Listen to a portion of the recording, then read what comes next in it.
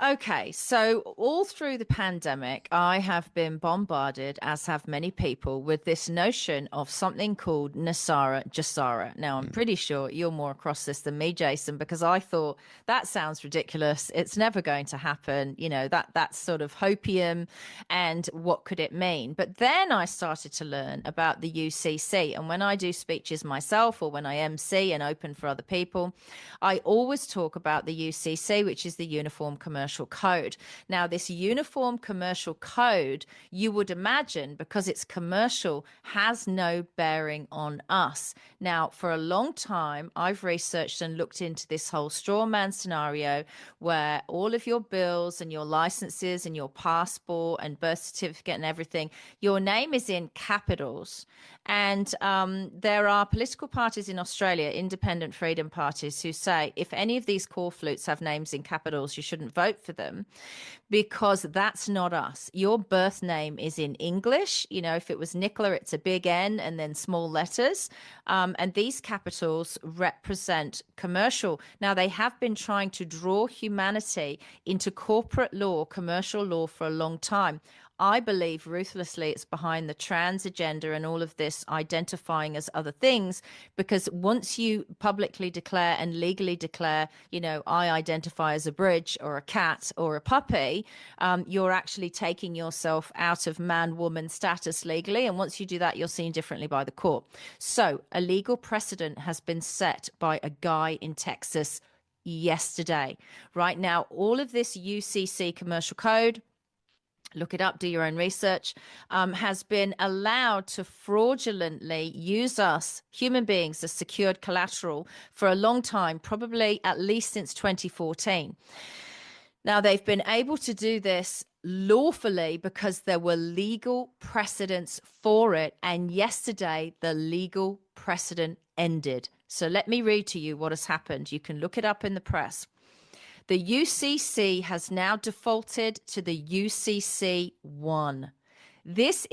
I'm not over exaggerating when I say this is the biggest news human beings, have ever received since the birth of Christ. I'm not exaggerating when I say that. This is the end of slavery. Right. So basically, the headline is Mankind is Free. A guy called Govinda Tidball, I think he's of Indian heritage, but he's a Texan guy.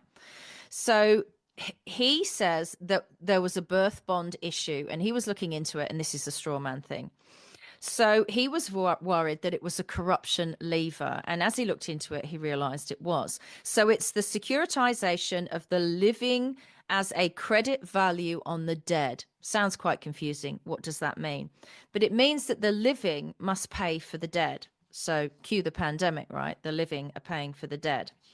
So what it basically means is he has children. And once he'd learned all this information, his wife was pregnant and he was about to have a son.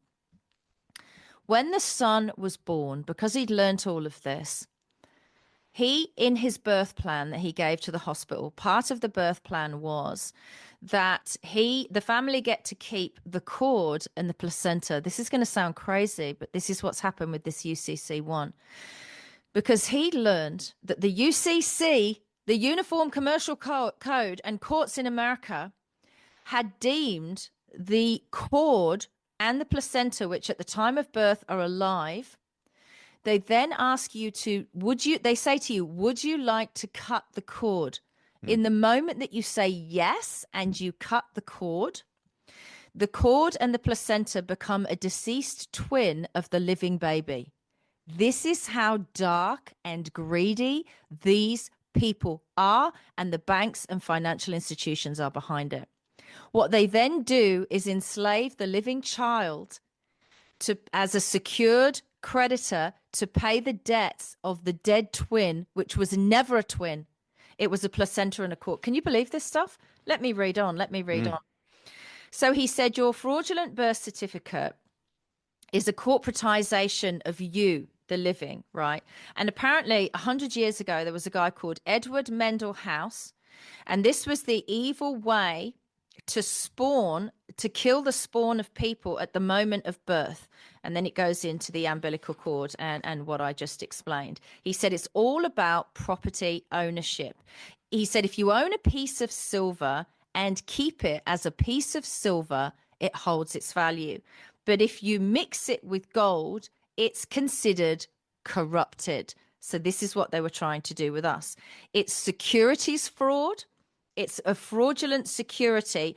And he claimed in court, Govinda, that the biological property of his child is his in the birth plan.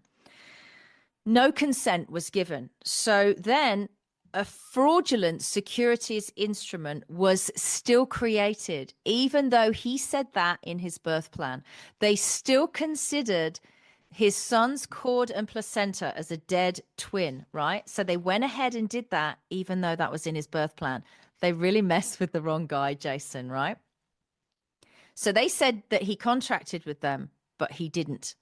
So they tested him to see if he knew what he was really talking about in court.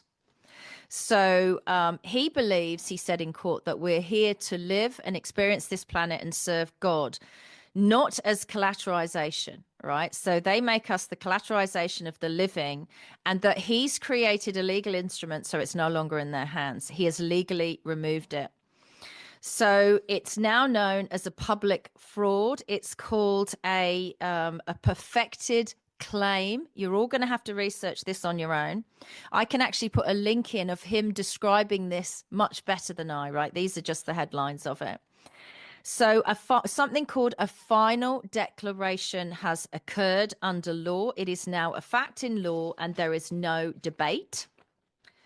Anyone can see it. Anyone can bring it into any court case that they have, anyone they like, anywhere in the world. They are now, these people, the financial institutions, are now the debtor of the living. It's been flipped in UCC 1.